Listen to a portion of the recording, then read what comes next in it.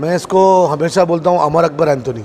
हम इंडिया में रहते हैं तो वो अमर अकबर एंथोनी एक बहुत अच्छा एक टर्म हो जाता है। अमर हमारे कम्युनिटी को जो है ना एक आइसोलेशन से मेन स्ट्रीम में आना है, और दूसरा अकबर मैं ये बोलता हूँ कि हमको जो है एग्जिस्टेंस से एक्सेलेंस में आना है। और तीसरा हमारा ये विज़न है कि जब 26/11 में अजमल कसब बॉम्बे में आया था ना, ताजमहल अटैक करे, तो वो मैं केरला से हूँ, तो संदीप उन्नीकृष्णन करके मेजर थे वो जो शहीद हो गए।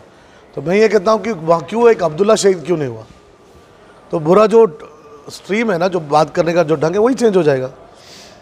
तो ये बहुत ज़रूरी है कि जो लोअर स्ट्रेट ऑफ कम्युनिटी है, कोई भी इसका है, वो ये कोशिश करे कि हमको आइसोलेशन से मेन स्ट्रीम में आना। जो मकसद है परवेज साहब का, मेरा मकसद है कि जिनको एजुकेशन नहीं मिलता उसको एजुकेशन मिले। और डिफेंस सिस्टम का फ़ायदा ये है कि वो 10th और 12th के बाद माँ बाप के पैसे पे पढ़ने की ज़रूरत नहीं है, और इस चीज़ का अवेयरनेस स्प्रेड करने के लिए ये प्रोग्राम रखा गया है। कैसे मतलब माँ बाप की? जैसे फॉर एग्जांपल अगर एक बच्चा 12वीं के बाद किसी को कमर्शियल पायलट बनना है तो एक साल में 18 लाख रुपये का खर्चा करना पड़ेगा। अगर उसको इंडियन एयरफोर्स में पायलट बनना है तो एनडीए का 100 रुपये का फॉर्म है। अगर लड़कियां हैं तो वो 100 रुपये भी नहीं लेते गवर्नमेंट। अगर वो बच्चा 12वीं में है, 11th और 12th में, और उसने ये फॉर्म भर दिया और सेलेक्ट हो गया, तो वो 4 साल में उसका ट्रेनिंग फ्री है, खाना पीना फ्री है, और उसकी उम्र होती है 17 और 4 कितना हो गया 21। 15 साल सर्विस किया तो 36 ईयर्स में रिटायर हो सकता है। रिटायर होकर जब बाहर आता है तो प्राइवेट एयरलाइन उसको 1 महीने का क्या पगार देते हैं, कम से कम 6 लाख रुपये। ये बात का अवेयरनेस ही नहीं है। और कमर्शियल पायलट पढ़ने जाएगा 4 साल, कोई गारंटी नहीं जॉब का। और ये 19 साल तक बच्चा एयरफोर्स में ऑफिसर बन सकता है, चाहे लड़का हो या लड़की हो। उसी तरह से वो, जैसे सर ने बताया, हमारे बच्चे सब एनडीए छोड़ के जेडब्ल्यू और नीट करते हैं। आप नीट भी करो ना, नीट के साथ आप एएफएमसी का भी एग्ज़ाम दो। आर्म फोर्सेस मेडिकल कॉलेज में अगर आपके बच्चों को नीट में कर्नाटका में भी सीट मिला तो भी गवर्नमेंट सीट को पैसा भरना पड़ता। लेकिन अगर आर्म फोर्सेस मेडिकल कॉलेज जो पूना में है, 120 में से 20 सीट लड़कियों के लिए, आपका एमबीबीएस गवर्नमेंट के खर्चे पे होगा। एमबीबीएस के बाद एमडी बनेंगे तो भी गवर्नमेंट के खर्चे पे होगा। आपको बाहर पढ़ना है तो भी गवर्नमेंट के खर्चे पे होगा। 15 साल के बाद रिटायर हो जाओ, डिस्पेंसरी स्टार्ट करो। इस चीज़ का अवेयरनेस नहीं है। नेवी का है एक अभी नया चीज़ है लड़कियों के लिए, जो माइनॉरिटी कम्युनिटी की लड़कियां सोचती है कि हिजाब का मसला है, ड्रेस का मसला है, और ये मैं आपको आपके प्लेटफॉर्म से बताना चाह रहा हूँ, ये कई लोगों को पता नहीं है। इसका नाम है MNS, मिलिट्री नर्सिंग सर्विस।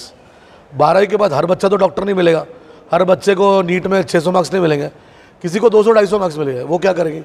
तो मिलिट्री नर्सिंग सर्विस का फॉर्म भर सकते हैं। 12वीं के बाद उसको 1 लाख रुपए का पगार है, उसको स्टार भी मिलता है, और मिलिट्री का नर्सिंग पूरा नर्स सिर्फ लड़कियां ही जा सकती है, और पढ़ाने वाले भी लड़कियां हैं। अभी हमारे मेजर जनरल उधर एक्सप्लेन कर रहे थे, उतना साहब, ये आते कुर्द से, कुर्दी लोग हैं ना, कुर्ग के लोग हैं, तो यही लोग हैं ज़्यादा करके जो मिलिट्री में जाते हैं। जनरल थिमैया साहब, ये सब उन्हीं के खानदान से। ये भी एक माइनॉरिटी कम्युनिटी है, लेकिन उन्हें अपने आप को लड़ाकू कौम समझा और आगे निकल गए। 3 मेजर जनरल इंडिया के इनके गांव से, कुर्ग से, और कुर्ग कर्नाटक में आता। तो ये MNS करना, कोस्ट गार्ड एक ऐसा है, एईमला में केरला से हूँ, पूरे के पूरे लड़कियों के लिए सेपरेट ब्रांच है।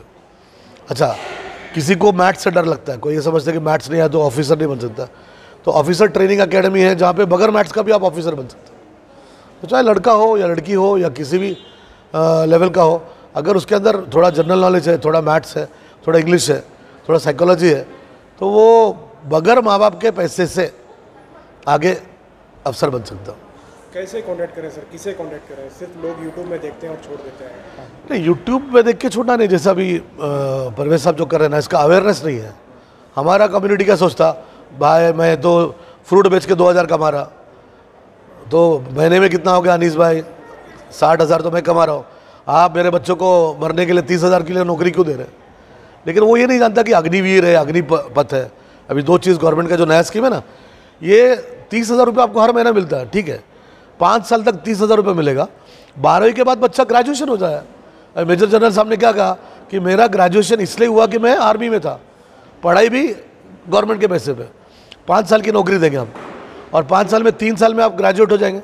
ग्रेजुएट होने के बाद आप एग्जाम देके फिर ऑफिसर बन सकते हैं। अच्छा, नहीं हो गया, 5 साल में उन्होंने 25% को लिया, बाकी लोग को नहीं लिया, फिर भी आपको Indira Gandhi national open university का डिग्री दे रहे और 12 लाख रुपये आपके हाथ में दे रहे। कितने साल बाद? 5 साल के बाद। तो लोग उसको इशू बना के 200 करोड़ का प्रॉपर्टी जला दिया। लेकिन किसी ने ये सोचा नहीं, हमारे बच्चे तो टिकटॉक पे वीडियो बनाते बैठते रात भर। कितने बच्चे हमारे ग्रेजुएट हैं 12वीं के बाद? अगर हम क्या सब हम फ्रूट का धंधा करेंगे, ग्रेजुएशन होगा, एक बच्चा भी अगर ऑफिसर बन जाता, आर्मी नेवी एयरफोर्स में जाएगा, अच्छा जवान क्यों ना हो, वो उसके पूरे खानदान को ऊपर लाएगा, है ना। और शहीद का समझो, वो शहीद हो गया देश के लिए, शहीद का दर्जा है। किसी भी मुफ्ती साहब से पूछ लो कि खून का कतरा ज़मीन पे गिरने से पहले अल्लाह उसकी मगफिरत करेगा। ज़मीन जिसके लिए, जिस मुल्क के लिए जीते, उस मुल्क के लिए मरने के लिए भी आना चाहिए। रेशमी रुमाल तहरीक से तो हम लोग ऊपर आए ना। तो हम वो जनरेशन की बात करते, ये जनरेशन क्यों नहीं अपना खून पसीना एक करके अपने देश के लिए आगे बढ़ा रहे?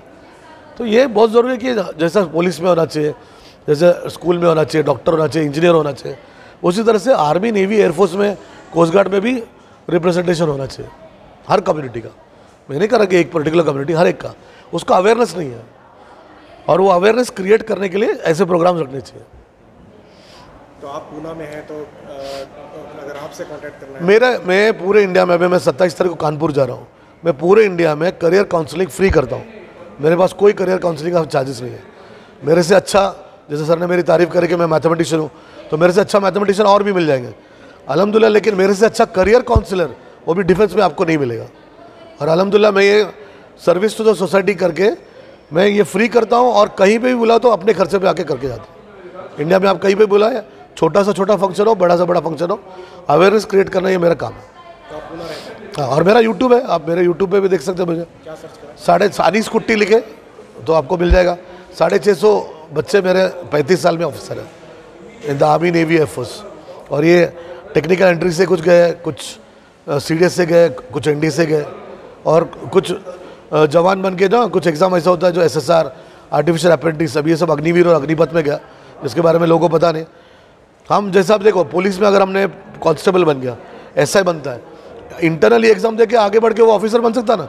वैसे भी काफ़ी एग्ज़ाम होते हैं जो आम लोगों को इसके बारे में पता नहीं है। अच्छा, यहाँ कर्नाटक में उर्दू मीडियम के स्कूल बहुत हैं, सरकारी स्कूल। हाँ, ये बच्चे ज़्यादातर ड्रॉप आउट हो जाते हैं। इन लोगों के लिए क्या स्कोप है डिफेंस में?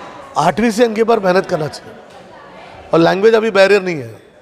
उनके अंदर जनरल नॉलेज आना चाहिए, मैथमेटिक्स अच्छे से आना चाहिए, और उनको 8th स्टैंडर्ड से उनके अंदर मोटिवेशन आना चाहिए। अच्छा PT टीचर होना चाहिए, उनके लिए कोई गाइडेंस के लिए कोई आके उनको समझाए।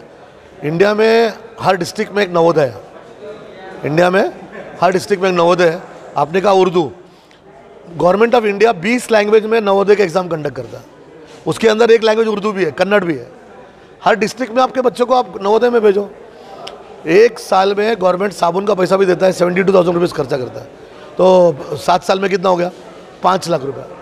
हर मस्जिद में, हर मंदिर में, हर गिरजाघर में, हर रिलीजियस प्लेस में जो ऊपर का जगह होता है ना खाली, उसमें आपको ये नवोदय का कोचिंग चालू करना चाहिए। अगर कोई तैयार होता है तो मेरे यहाँ पूना में उस टीचर को हम फ्री ट्रेनिंग देते हैं। उसी तरह से हर स्टेट में एक सैनिक स्कूल होता है। आपको पता है कर्नाटका में 2 सैनिक स्कूल है, एक कुर्ग में है और एक बीजापुर में है। और बीजापुर का सैनिक स्कूल पूरे इंडिया का बेस्ट है, जहाँ से मेजर जनरल अभी पास आउट हुए, जो बात मुतना साहब जो बात करें ना, ये 1 नंबर पूरे इंडिया में है। तो वहाँ अपने बच्चों को भेजो, उसका भी एंट्रेंस एग्ज़ाम है, उसका भी कोचिंग कराते हैं। उसी तरह से इंडिया में 5 RMS है, उसमें से 2 RMS कर्नाटक में है, एक बेलगाम में और एक बेंगलोर में। लेकिन लोगों को, उसके आसपास के लोगों को भी अवेयरनेस नहीं है। और एक अजमेर में है। अभी अजमेर में तो बोलने की ज़रूरत नहीं आपको, लेकिन बच्चे को पता ही नहीं वो किसके लिए है। और सबसे बड़ा और सबसे बेहतरीन स्कूल जो है इंडिया में वो देहरादून में है, RIMC, राष्ट्रीय इंडियन मिलिट्री कॉलेज। 6th का बच्चा 8th में जाता है, एक स्टेट से एक ही बच्चा ले जाता है। दुनिया में इससे बड़ा एग्ज़ाम और इससे टफ एग्ज़ाम नहीं है। इन सारी चीज़ों का कोचिंग और अवेयरनेस हम पूना में भी कराते हैं, और आप लोग जहाँ बोलेंगे हम उसका अवेयरनेस करने के लिए तैयार हैं। ऑनलाइन भी है, ऑफलाइन भी है, हाइब्रिड है। ऑनलाइन लोगों को नहीं समझ में आता, 2 साल कोविड की वजह से ऑनलाइन बच्चों को नहीं समझ में आता, लेकिन हम टीचर्स को ऑनलाइन ट्रेनिंग दे सकते हैं। 80% बच्चों को ऑनलाइन नहीं समझ में आता, सिर्फ 20% बच्चों को ऑनलाइन समझते हैं। ऑफलाइन आप आ जाए, पढ़ा देंगे।